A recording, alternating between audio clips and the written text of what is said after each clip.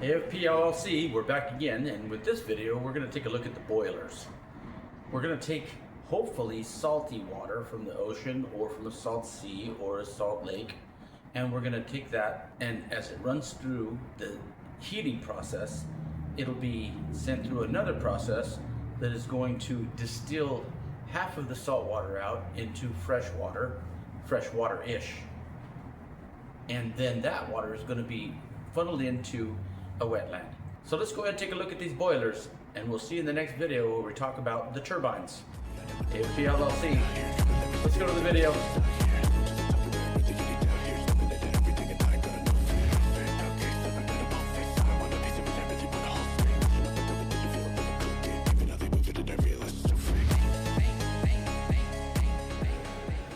Okay, let's go over this diagram.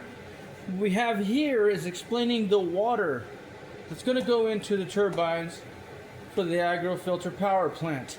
First off, we have our body of water, BOW. Now that will come from an ocean, a sea, a salt lake, a river, or any body of water that's very large and funneling through very large amounts of water, like the Mississippi or the Nile River, which is in another country, but that's just for explanatory purposes. What's going to happen is we're going to pump that water out, and it's going to go to, now what these two lines are what people use when they do blueprints. What this does is it bridges the gaps between two places that could be miles and miles apart or hundreds of feet apart, so that we could go from one area to another without losing concentration on what's happening. Now, we're going to pump that water from the ocean. That's what we want, ocean or a salt lake sea, because we want to distill a lot of the water. Then that water is going to come into an area where it is separated into many different pipes. Now, these many different pipes are going to go to the many different boilers that are in the last diagram, which we showed, where there was a generator in each one of the different facilities. So each facility will have one of these boilers. Now, what we're talking about is this actual heat that generates this water to be hot and turn into the temperature that it's going to turn to mostly steam and go through the exiting piping, is going to be at the final destination of the fire that is going to be heating the primary fire that's going to make all of the steam. We'll get to that. But what we're going to have is the last embers of all of the burn from the fuel processors that make it into what's going to happen at this point. This is going to heat up the bulk of the water, and the steam is going to go through these pipes. Now, with those pipes, which are going to be larger, those pipes are going to come across into the facility. That's where we got our break here again, which is like blueprint reading. So now you know in a blueprint, if you see a slice from one area to another, it's just bridging the gap of any extra space between those two arenas. The water coming from the boiler will go down into the pipes to these pipes, which are at the primary flame. This is the flash burn. This is what's hot.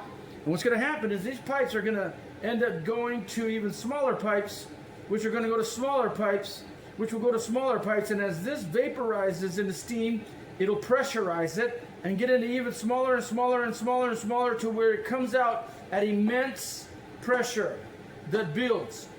This pressure builds up and it goes over to the turbine generators. And what happens is this steam flies at possible supersonic speeds and forces the turbines to spin at high rates. And those high rates of spinning create the electricity. Now, we'll get into the turbines. Everybody knows, or a lot of people know, that what happens is you take magnets and you center them into a turbine that has copper coils spun around those magnets. And as those magnets spin, they create an electrical current. These turbines are what's going to spin those magnets inside of the turbines. This pressure, this steam that is going from large pipes diminishing in size to smaller and smaller and smaller, diminishing and diminishing her into the small pipes to create this immense pressure that is going to spin the turbines. Now, each and every different generator will have a tank that supplies it individually from this final burn, from the actual fuel that's processed from the flash burns. So, to recap, we want ocean water or seawater. We could use any body of water, but what we want to do is we want to be able to take seawater, distill it, and send that distilled water into what is called the wetlands to create new life, new areas where life can proliferate. Birds, fish, other animals will come to drink that. The fish will nourish and vitaminize and vitalize and turn that distilled water into something that could be used for who knows what. Maybe it could be sent out for irrigation. Maybe it could be piped out to different areas, so it could be used for a number of different things. But so, to recap, body of water pumped, ocean water hopefully, to another pumping facility that sends them to different boilers. All of these are going to different boilers in the facility to produce the power. It's heated by the final burn. This water is temped into steam. It goes into pipes on the initial burn, which is going to be the flash fires. Those flash fires are going to be immensely hot. And I'll give you an example of how that works in a video in the near future on how the minimal amount of product that is being burned will be able to create a maximum amount of heat to heat up water. I'm going to probably use a can of soup to show you that, and then I'm going to eat the soup because I love eating food. And then this water, as it builds up and gets smaller into smaller and smaller pipes, is going to be pressurized to where when it comes out, it's going to have immense forces. These immense forces will do the turning of the turbines to create the electricity. So now, we're going to go to the next diagram, and we're going to show you a little representation of that steam, what it's going to do to the turbines, how it's going to spin it, and how it's going to make electricity. So, make no mistakes, AFP LLC, when we build this, we will be able to have a virtually inexhaustible source of electricity. This is all getting burnt by refuse. Remember I said cardboard, paper, wood that comes from the people going out to do land restoration and to be able to restore the environment as they plant more trees, and any other garbage that people have, as well as the rest of the garbage, which we call garbage, but it's actually garbage to gold.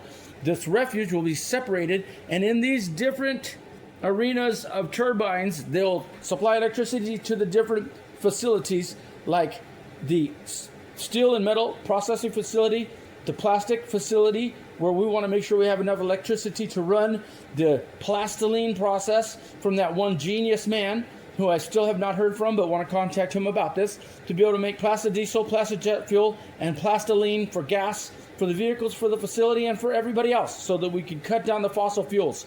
So what we want to do is get this ocean water or any water, send it to the boilers, turn it into steam, and as it goes into and creates steam into the turbines, as it exits the turbines after it's generated revenue, we'll use that heated water to do the separation and distilling process. So let's go on to the next diagram, and we will talk about that.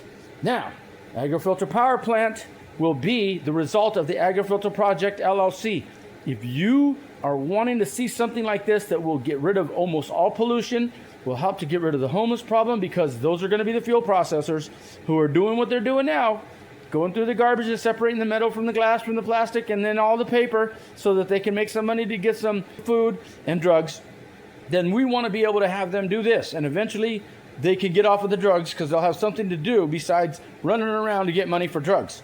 They'll be saving the environment, they'll be making a difference. So let's move on to the next diagram, and in the spirit of the entire situation, this grease board is recycled.